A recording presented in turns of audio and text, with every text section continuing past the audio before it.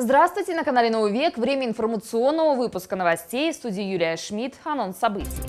Афера на 10 миллионов рублей. Сотрудниками полиции в Барунхемчикском районе раскрыли хищение денежных средств в особо крупном размере.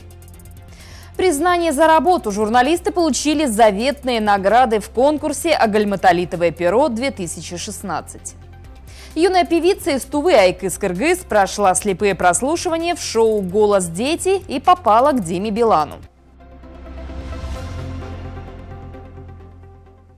И о событиях выпуска более подробно. ЧП в Барунхемчикском районе. В ходе предварительной проверки сотрудниками полиции установлено, что бывшие должностные лица, главный бухгалтер, бухгалтер расчетной группы и бухгалтер материальной группы одного из медицинских учреждений района, действуя в составе группы лиц по предварительному сговору, из корыстных побуждений в период работы совершили хищение денежных средств на общую сумму более 10 миллионов рублей.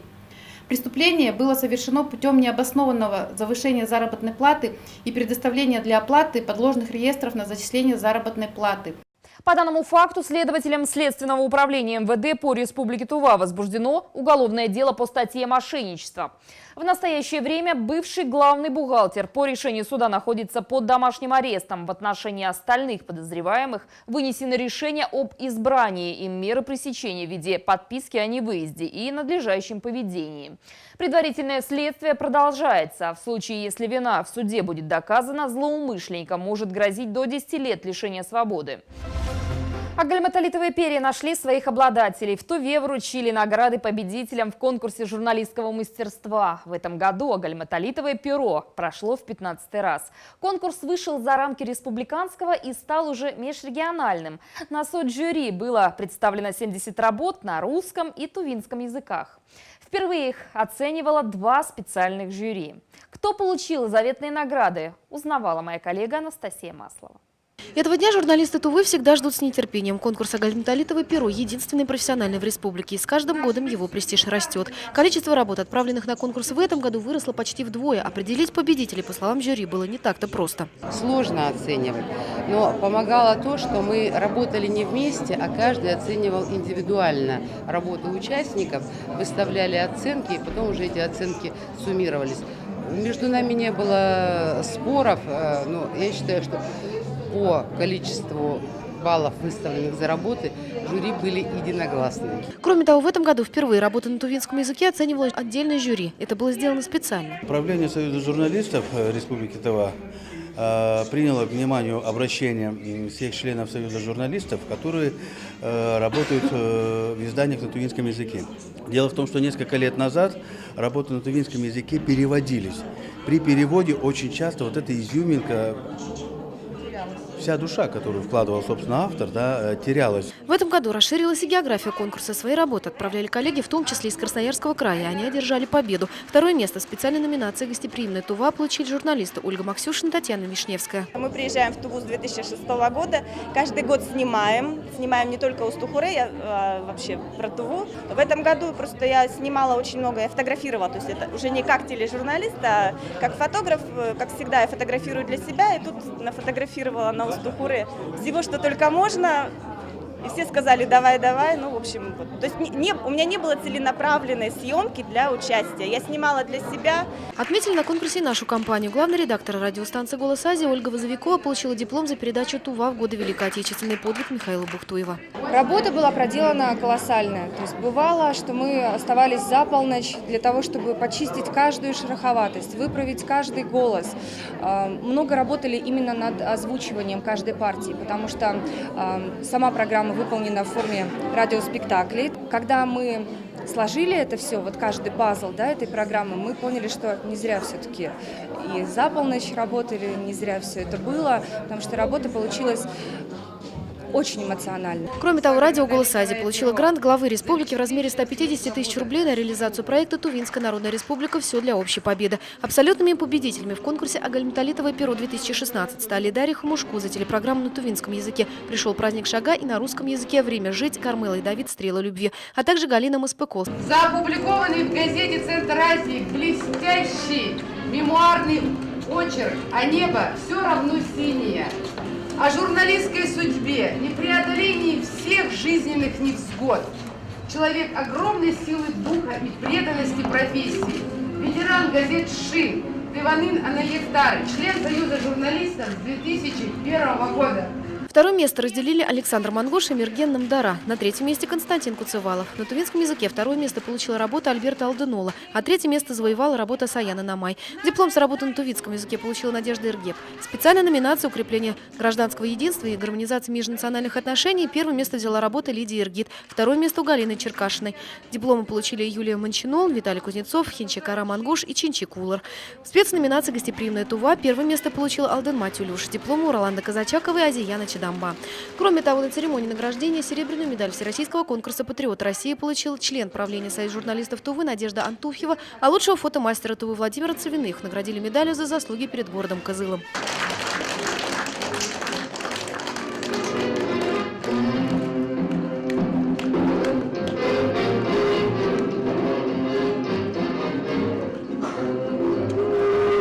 Также в кругу коллег в региональный союз журналистов приняли еще 8 человек. На церемонии они получили удостоверение. Конкурс же «Агальмталитовое перо» на этом этапе не заканчивается. Работы победителей без предварительного отбора войдут в шорт-лист межрегионального конкурса «Сибирь. Территория надежд-2017». Анастасия Маслова, Буян Айон, телекомпания «Новый век». Юная певица из Тувы Айкыз Кыргыз прошла слепые прослушивания в шоу «Голос дети» и попала к Диме Билану. Юная звезда Айкыз Кыргыз, финалистка всероссийского эстрадного конкурса «Синяя птица», сейчас находится в Москве. Айкыз участвует в популярном телевизионном шоу «Голос дети». Министерство по делам молодежи и спорта Тувы сообщает, что во время слепых прослушиваний перед шикарным голосом юной исполнительницы не смогли устоять два наставника проекта – Дима Билан и Нюша. В итоге она попала в команду Димы Билана. Предварительно сообщается, что первая программа шоу выйдет в эфир Первого канала 17 февраля.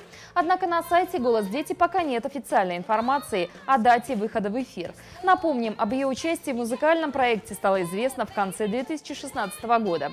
В январе этого года по всей республике прошли мероприятия в поддержку Айкыз. Преподаватель по вокалу Борис Салчак организовал концерты воспитанников своей творческой лаборатории музыки. Ребята гастролировали по всей республике. Вырученные средства друзья и преподаватели передали Айкыз. Также ее поддержал и глава республики Шалбан Караул. В Доме народного творчества накануне состоялась встреча молодежного крыла Ассамблеи народов Республики Тува. Представители диаспор готовились к празднованию Международного дня родного языка, который отмечается 21 февраля. Активисты читали стихи Александра Пушкина на разных языках – на калмыкском, тувинском, армянском и якутском.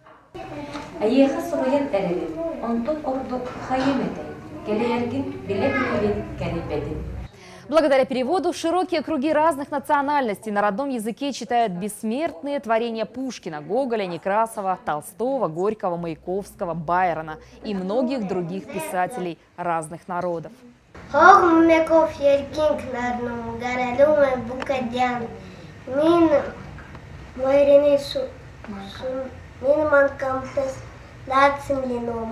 Почетное место на книжной полке тувинской переводной литературы по праву занимают произведения Александра Сергеевича Пушкина.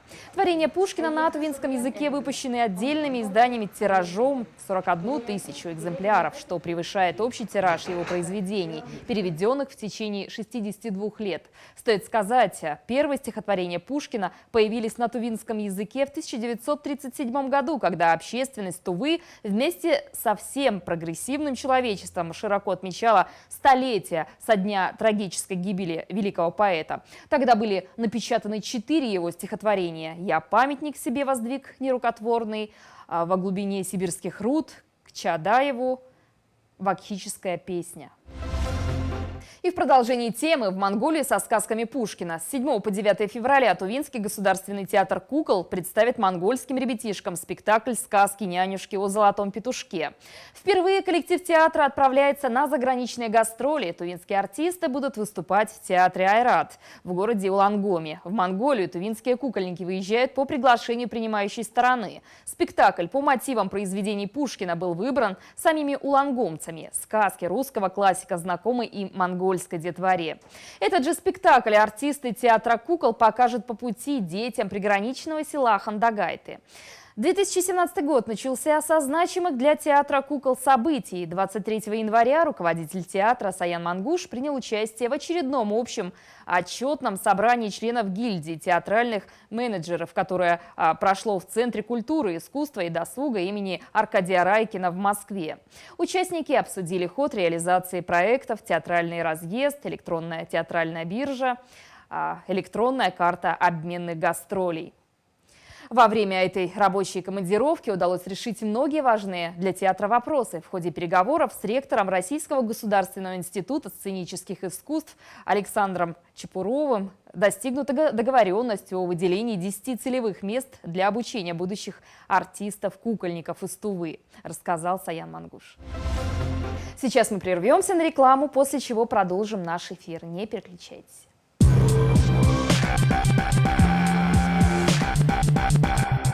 Ваша недвижимость – это самое большое вложение. Защити свое вложение. Компания «Геотех» предлагает широкий выбор кадастровых услуг под ключ. 8 923 219 99 11. Кочетова, 93, 3-й этаж.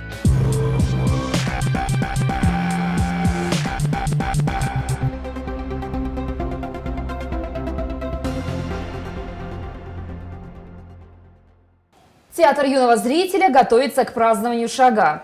И сегодня мы решили узнать, как поживают тюзовцы. В гости мы в студию пригласили Людмилу Мангуш, художественного руководителя театра юного зрителя Центра культуры города Кызыла. Здравствуйте. Здравствуйте. Скажите, пожалуйста, как вы готовитесь к празднованию Шага? Несмотря на морозы и карантины, мы готовимся к такому светлому празднику, как Новый год по лунному календарю Шага. Мы репетируем сказку «Петушок» и «Бей оглы». Сейчас сколько ребят посещают ТЮЗ? В начале учебного года к нам записалось 120 примерно детей. Но вот из-за морозов, из-за того, что болеют, у нас примерно сейчас около 50-60 детей ходит, но основной костяк 30 детей. ОРВИ сразил всех наповал, да? Ну, тем не менее, нет, ходят. мы просто сказали, пока морозы и пока карантины, вы лучше сидите дома, а вот кто у нас основную нагрузку несет, конечно, они приходят. Скажите, какие новые постановки у вас? Как занимаются ребята? На Новый год мы отыграли новогоднюю сказку про петушка Лису. Это по мотивам русской народной сказки. У лисы была ледяная избушка, она растаяла, а у зайца была лубиная, и она его выгнала из его же избушки. Ну и на основе этой сказки у нас были новогодние такие приключения. Все благополучно заканчивалось, весело, с играми, с конкурсами и с новогодними, конечно, хороводами, песенками, стишками и с Дедом Морозом, с елкой. А сейчас по лунному календарю мы будем снова, но уже другую сказку показывать, но тоже про петушка. Вот вы сегодня пришли со своей внучкой Софией, да? Да. София Она у тоже нас, в ТЮЗе, да? Она приходит всегда смотреть. Когда она была маленькая, она пыталась репетировать, но она у нас уже спонсором была, потому что детские велосипеды, машинки мы использовали в наших разных театрализованных представлениях. И вот спасибо ей и ее маме, что они нам разрешали применять это все. А как ребята проводят время в ТЮЗе? У нас очень много дисциплин учебных. Это театр игр, ведет бывший тюзовец Станислав Оржак. Он профессиональный кукловод и то, что научился, передает свой опыт нашим юным воспитанникам. Люди думают, что вот у нас только спектакли, да? Мы развиваем у детей память, внимание, чтобы они могли наблюдать в жизни и передавать образы разные на сцене. Это очень сложно, не у всех всегда получается, но у кого получается, они заражаются этой магией театра и потом не уходят. У нас по 6, по 7 лет дети ходят, а потом практически уже профессионалы, с ними очень легко. И вдруг мы, когда их выпускаем, получается очень сложно начинать опять как бы с нуля. Ну, в этом и интерес, потому что каждый раз приходят новые, совершенно непохожие люди, и они вырастают и становятся звездами. Основное у нас, конечно, актерское мастерство, и преподает его заслуженный работник культуры Айлана Леонидовна Чедамба. Она и по России, и по нашей республике завоевала авторитет. Мы ездим на фестивали, и вот в прошлом году мы были в Бийске, и нам присудили 2-е место, а 1-го места не было в номинации «Театр» на фестивале «Роза ветров». Ну, вы молодцы, тем более, что Айлана Леонидовна очень талантливый человек. И да, все она больше 40 работники лет возглавляет наш театр, и благодаря ей мы пережили все катаклизмы временных эпох.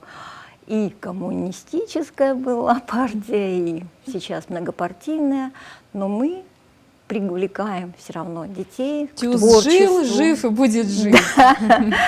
Помимо Айланы Леонидовны у нас еще работает народная артистка Республики Тыва Софья Дулуш-Караул. Она преподает вокал. У нас музыкальные спектакли, дети поют, танцуют. Вот танец преподает молодой хореограф, он преподаватель колледжа искусств, и у нас Артыш Сая. И еще у нас есть дисциплина цирковое искусство. Я, как последняя действующая в нашей республике артистка эстрады и цирка, преподаю этот предмет и еще сценическое движение, потому что там основы акробатики, эквилибристики, как раз исторические бытовые танцы и прочее. А много одаренных ребят? Да. Софийка у нас тоже одаренная, но она пока маленькая, и Айлана Леонидовна обычно работает с детьми школьного возраста.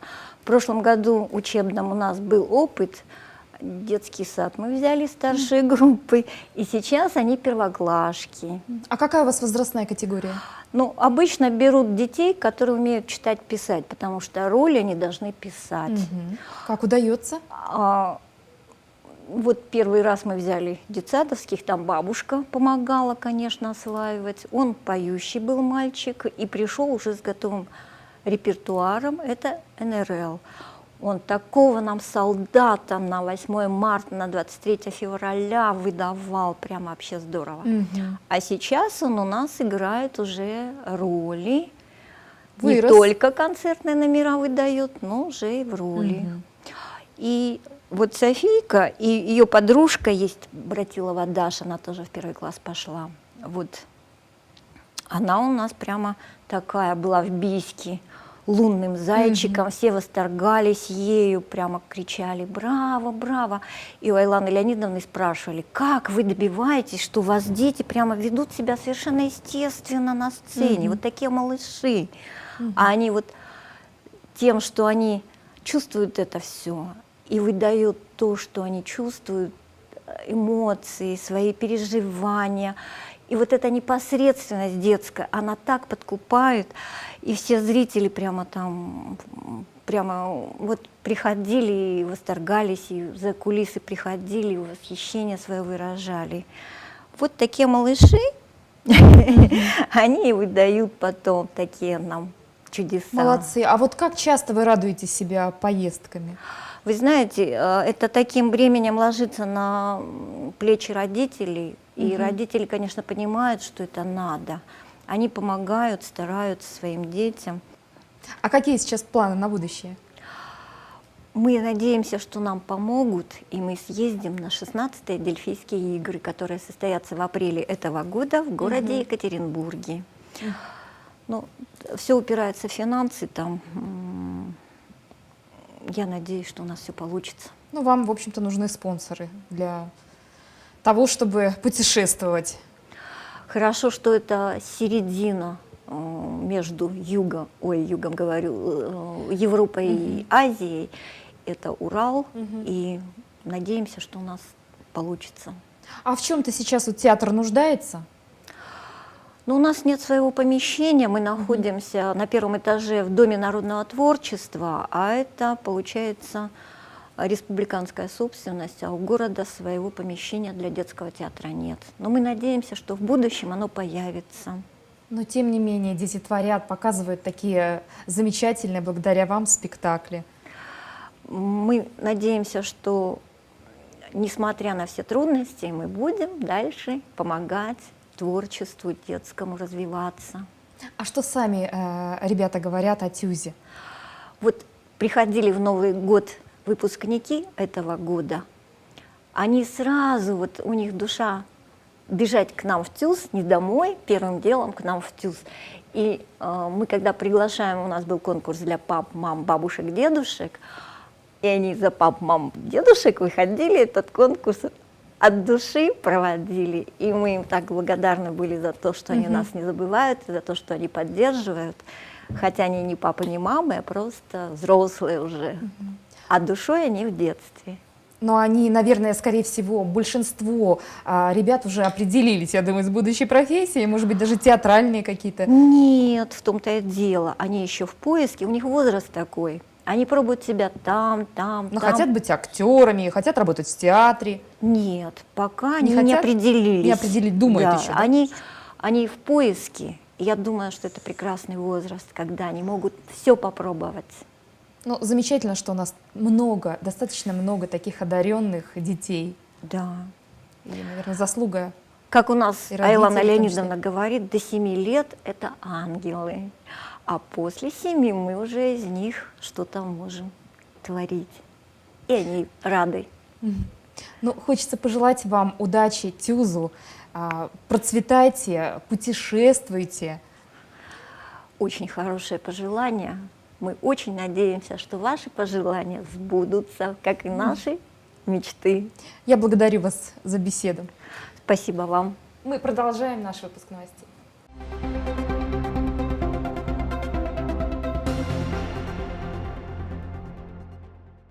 В спорткомплексе Субидей прошла спартакиада среди сотрудников 6 организаций: службе по гражданской обороне и чрезвычайных ситуаций, автобазы, хозуправления, Тува-Автодора и управления благоустройства. Спортивное мероприятие проходит уже 3-й раз. На кону переходящий кубок. Программа соревнований состояла из комбинированной эстафеты, борьбы сумо среди женщин, жима штанги лежа среди мужчин, волейбола и национальной борьбы хуреш. В результате игр в общекомандном зачете первое место заняла служба по гражданской обороне и чрезвычайных ситуаций республики. 2-е и 3-е места заняли команды автобаза и хозуправления. За призовые места участники получили дипломы, призы, грамоты, медали. И вновь на радио «Голос Азии» прошел радиоквест «Замес майонез». Сегодня партнером квеста выступили магазин «Уютный дом», который находится по адресу Аюна Курседи, 54. Там есть товары не только для дома, но и для ремонта, а также Национальный музей. Магазин предоставил в качестве подарка корзинку, а Национальный музей – подарочный сертификат на посещение зала «Сокровища долины царей». Приз был спрятан возле здания филармонии. Узнаем, кто сегодня первым назвал условную фразу квеста. Давайте еще разок на фоне филармонии скажете. Замес майонез. Следите за новостями замеса в группе «Радио ВКонтакте», «Радио Тувы», «Голос Азии» или в эфире станции. Ну а сейчас узнаем, что нам прогнозируют синоптики. Прогноз погоды далее.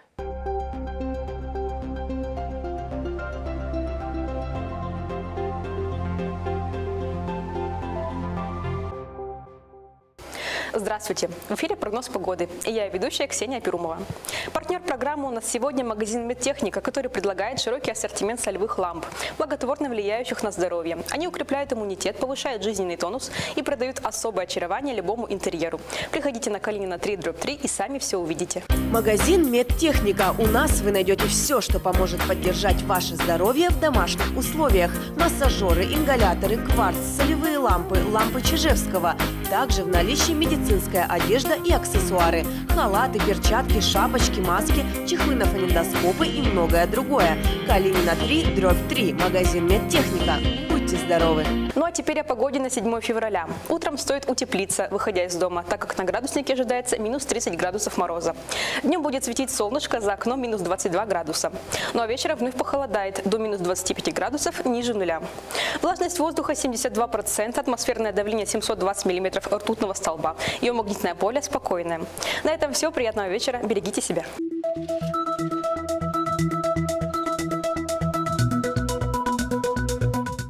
По информации синоптиков, предстоящие сутки.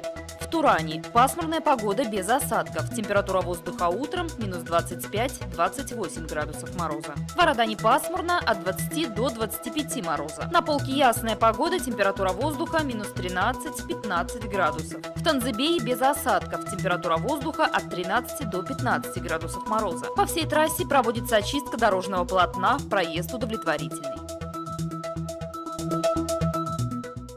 На этом наш выпуск завершен. Всего вам доброго и до встречи в эфире.